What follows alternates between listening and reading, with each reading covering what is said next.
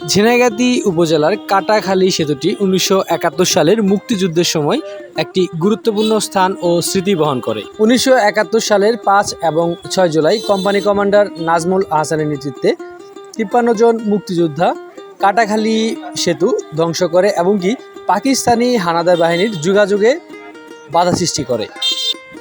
এই সাফল্য অপারেশন কাটাখালী নামে সুবিখ্যাত। সেতু ধ্বংসের পর আশ্রয় নেওয়া মুক্তিযোদ্ধাদের অবস্থান জানতে পারে পাকিস্তানি হানাদার বাহিনী। পরের দিন ৬ জুলাই পাক বাহিনী রাজাকার আলবদরদের হামলায় ফ্রন্টলাইনে ৩ জন মুক্তিযোদ্ধা সহ মোট ১২ জন নিহত হন। তাদের মধ্যে ছিলেন নাজমুল আহসান, মুফাজ্জল হোসেন, আলী হোসেন।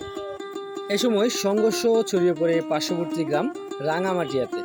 প্রায় ৬০ থেকে ৭০ জন গ্রামবাসীকে লাইন ধরিয়ে নির্যাতন করে গুলিবর্ষণ করা হয়। এ সময় ৯ জন শহীদ হন। এই দিনটিকে কাটাখালী গণহত্যা দিবস হিসেবে প্রতি বছর ৬ জুলাই শেরপুরে স্মরণীয়ভাবে পালন করা হয়। সম্পূর্ণ তথ্য চ্যাটজিপিটি থেকে সংগ্রহ করা হয়েছে।